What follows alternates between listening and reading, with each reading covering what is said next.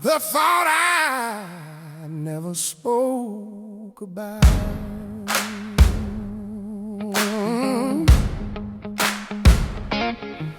Oh, I fought the thought I never spoke about. The one that lived quietly behind my smile and learned how to sound like my own voice. It showed up late at night when the world went quiet, when distractions fell asleep and my mind stayed wide awake. That thought never announced itself loudly.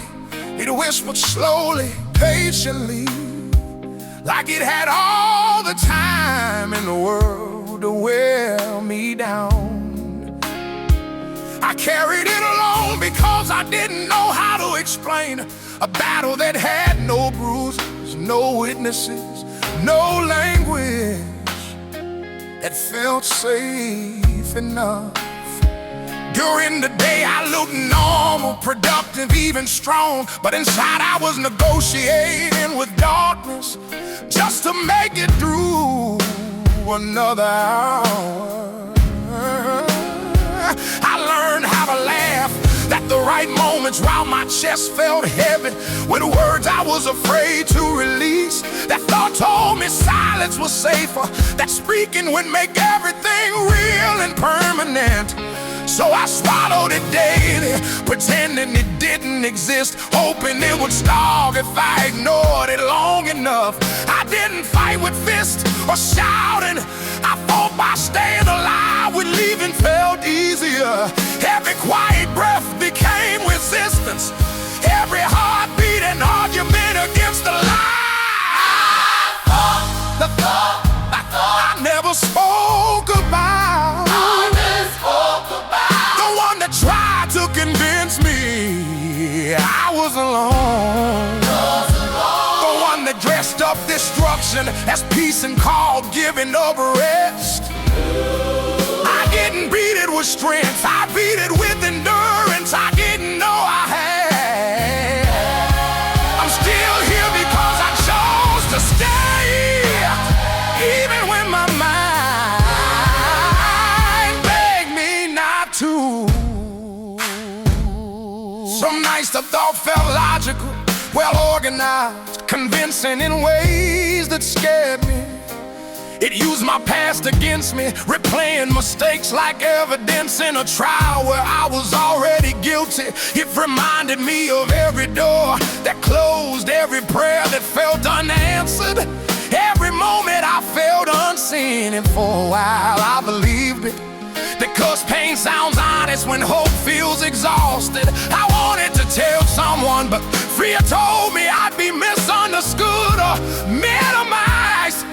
I didn't want pity, didn't want lectures, didn't want to be reduced to my weakest moment. So I carried the weight quietly, convincing myself that survival meant handling it alone. But isolation only made the thought louder, more confident, more dangerous. I realized silence wasn't protecting me, it was protecting the lie. The thought grew stronger in the dark, cause I refused to turn on the light. I fought the thought I never spoke about.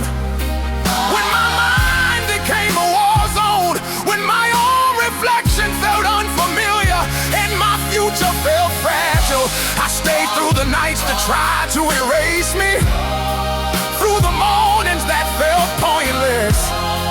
I didn't win by escaping the pain, I won by not letting it decide my ending.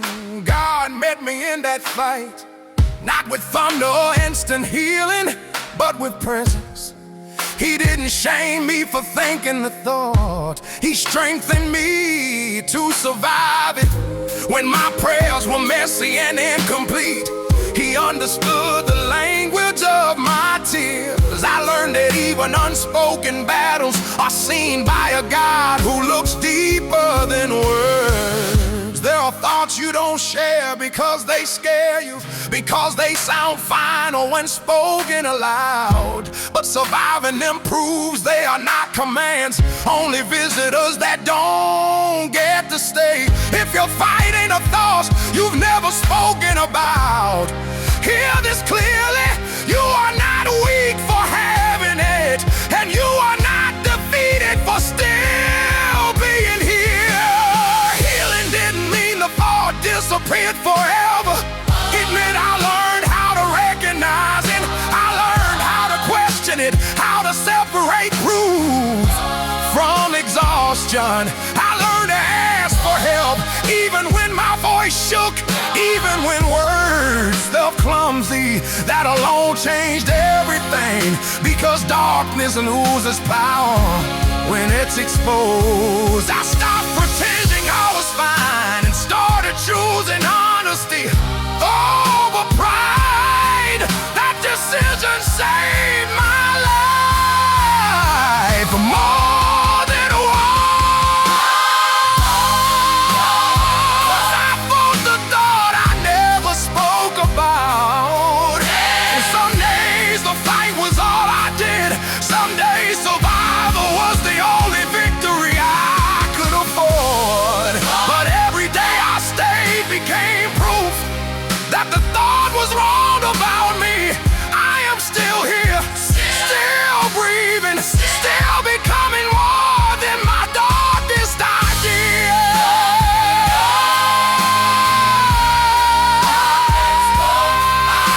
I fought the thought I never spoke about, and I'm not ashamed to admit it now. It didn't take me out, it didn't finish me, it didn't get the final word. My story continues because I chose to stay silent no longer and alive.